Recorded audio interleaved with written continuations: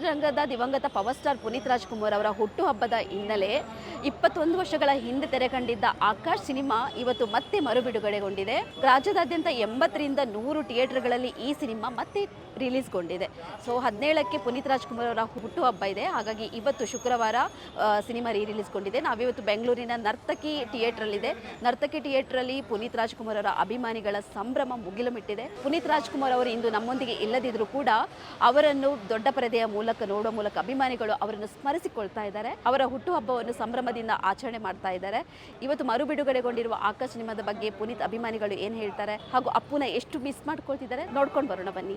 ಎಲ್ಲ ಸಾಂಗ್ಸ್ ಇಷ್ಟ ಆಯ್ತು. ಸೆಕೆಂಡ್ ಶೋ ಬಂದಿರೋದು 6:30 ಶೋಗೆ ಹೋಗ್ಬಿಟ್ಟು ಇವಾಗ ಸೆಕೆಂಡ್ ಶೋಗೆ ಬಂದಿದ್ದೀವಿ. ಓಕೆ, 6:30 ಶೋಗೆ ಬಂದಿದ್ದೀರಾ. ಹೇಗಿದೆ ಅಂದರೆ ಫಸ್ಟ್ ನೋಡಿದ್ದೀರಾ ಮೂವಿ? ನೋಡಿದ್ರಿ ನೀವು? ನಾನು ಅವಾಗ ತುಂಬ ಚಿಕ್ಕವಳು, ಇಟ್ ವಾಸ್ ಇನ್ 2005 ತುಂಬ ಚಿಕ್ಕವಳು. ಇವಾಗ ಹೊಸದಾಗಿ ಅದನ್ನು ಫಸ್ಟ್ ಟೈಮ್ ನೋಡ್ತಿರಂಗೇನೆ ಇದಾಗ್ತಾ ಎಕ್ಸ್ಪೀರಿಯನ್ಸ್ ಆಗ್ತಾ ಇದೆ. ತುಂಬ ಚೆನ್ನಾಗಿದೆ. ಅಪ್ಪನ ಮಿಸ್ ಮಾಡ್ಕೊಂಡಿದ್ದೀರಾ? Obviously yes. ಈ ಮೂವಿನ ನಾನು ಆಲ್ಮೋಸ್ಟ್ ಒಂದು 20-25 ಟೈಮ್ಸ್ ನೋಡಿದ್ದೆ ನಾನು. ಸರ್ ಅಂದರೆ ತುಂಬ ಅಭಿಮಾನಿ. ಲೈಕ್ ಪ್ರತಿ ವರ್ಷ ನಾವು ಅವ್ರ ಬರ್ಡೇ ದಿವಸ ಇವಾಗ ಸಮಾಧಿ ಹತ್ರ ಹೋಗಿ ಅನ್ನದಾನ ಎಲ್ಲ ಮಾಡಿ ಬರ್ತೀವಿ. ಹೋದ ವರ್ಷನೂ ಹೋಗಿದ್ವಿ, ಈ ವರ್ಷನೂ ಹೋಗ್ತೀವಿ. ಪ್ರಥಮ ದಿನನೇ ಹೋಗಿದ್ದೀನಿ ಆ ಸಲನು. ಅಪ್ಪು ಫಿಲಮ್ ಎಲ್ಲ ನಾವು ಫಸ್ಟ್ ಶೋನೇ. ಅಣ್ಣ ಅವ್ರ ಕುಟುಂಬದ ಯಾವ ಚಿತ್ರನೂ ಬಿಡಲ್ಲ. ಅದರಲ್ಲಿ ಅಪ್ಪೋದು ಎಕ್ಸ್ಪೆಷಲಿ ಫ್ಯಾಮಿಲಿ ಫ್ರೆಂಡ್ಸು ಎಲ್ಲ ಜಾಸ್ತಿ ಬರ್ತೀವಿ. ರಿಲೀಸಿಗೆ ಇವಾಗ ಬಂದಿರೋದು. ಆಕಾಶ್ ಫಿಲಮ್ ಬಂದಾಗಿನ್ನ ಮದುವೆ ಆಗಿರಲಿಲ್ಲ. ಓಕೆ, ಅದೇ. ಸೊ ನೀವು ಕೂಡ ಅಪ್ಪು ಅಭಿಮಾನಿ? ಪಕ್ಕ. ಎಂಟೈರ್ ನಮ್ಮ ಕುಟುಂಬ ರಾಜ್ಕುಮಾರ್ ಕುಟುಂಬದ ಅಭಿಮಾನಿ. ಅಪ್ಪು ಅವರು ಇಲ್ಲಿದ್ದಾರೆ. I love so much Appu.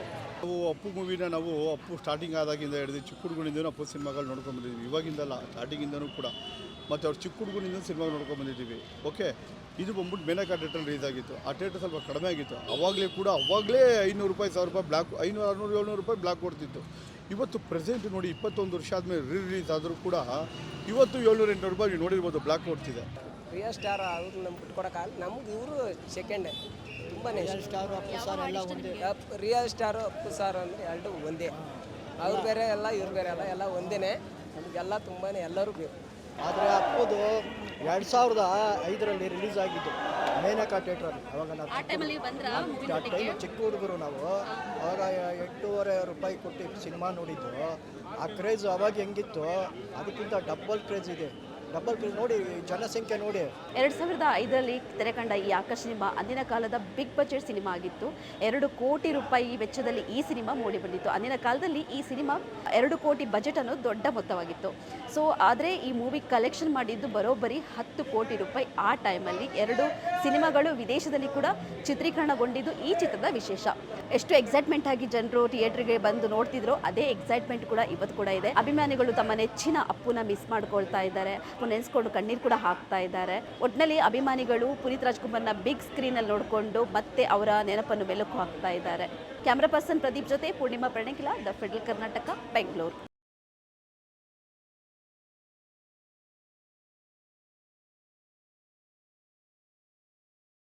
ಹೆಚ್ಚಿನ ಸುದ್ದಿ ಅಪ್ಡೇಟ್ಗೆ ಈಗಲೇ ದ ಫೆಡರಲ್ ಕರ್ನಾಟಕ ಯೂಟ್ಯೂಬ್ ಪೇಜನ್ನು ಸಬ್ಸ್ಕ್ರೈಬ್ ಮಾಡಿ.